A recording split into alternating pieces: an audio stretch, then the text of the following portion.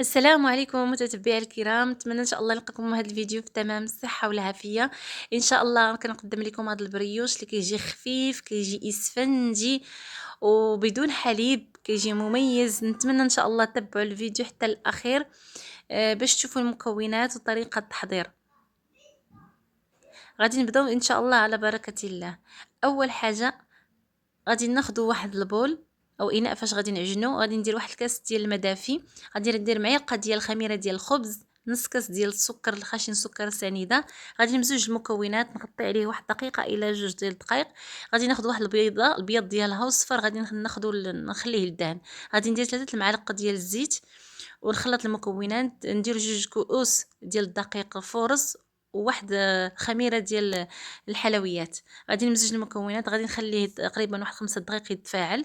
غادي نزيدو واحد الكاس ونصف ديال الدقيق فورص، يعني تقريبا ما يعادل 3 كؤوس ونصف ديال الدقيق. غادي نخلطو مزيان مزيان وغادي نخلي هاد الخليط نخليه يتلصق شويه في اليد. من بعد ما كنجمعو كيف كتشوفوا نخليه شويه هكايا كيتلصق. غادي ان شاء الله ندخل فيه واحد الملعقه ديال الزبده كتكون بحراره المطبخ، ندخلها مزيان في هذا العجين وندخلها معاه، ندلكها معاه مزيان مزيان صافي، ونخليها. العجين كتكون مرخوفه كيف كتشوفوا، كتكون شويه مطلوقه. الا عندكم البنات الزرارع حبه حلاوه النافع حتى هما كيجيو زوينين.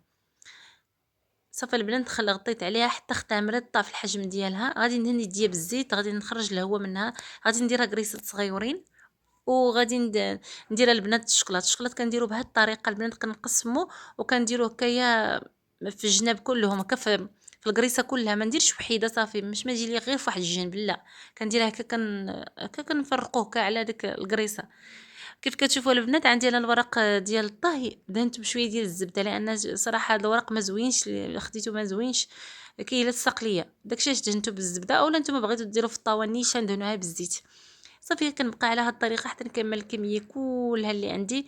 كيف قلت لكم البنات، الا بغيتو نتوما عندكم الزرارع تقدروا تضيفوهم باش يعطيكم ديك التنسيمه اللي بغيتو. انا ما استغنيت عليهم، ما بغيتش نديرهم.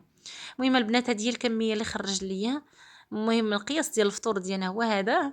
كندهن يديا بالزيت وكنبسطهم شويه كيف كتشوفوا، وغادي نخليهم يختمروا مره اخرى حتى يضاعف الحجم ديالهم. من بعد ما كيضاعف الحجم ديالهم غادي ناخذ واحد شويه ديال الكاكاو اولا الشكرات المر مع صفر ديال البيضه، غادي نمزجوهم مزيان. غادي ندهن الكريسات كيف كتشوفوا. الا عندكم الزنجلان ضيفوه من الفوق، انا ما كانش متوفر عندي، اولا البافو اولا على حسب اللي بغيتو، خليهم هكاك اللي بغيتو ودخلوهم الفران. من بعد البنات درت عليهم شويه اللوز ايفيلي كيف كتشوفوا، قصصتو مزيان ودرتو فوق منهم. صافي من بعد ما خرجتهم من الفران كيجيو بحال هاد الشكل، كيجيو رطبين رطبين اسفنجيين كيف وريتكم في الاول ديال الفيديو. نتمنى ان شاء الله الفيديو يعجبكم وينال الاستحسان ديالكم وتجربوهم. وعلاش الليله ان شاء الله جربتوهم، حطوا لي تعاليق ديالكم كيف جاوكم. نتمنى ان شاء الله الفيديو يكون خفيف ظريف على قلوبكم. والسلام عليكم ورحمه الله تعالى وبركاته.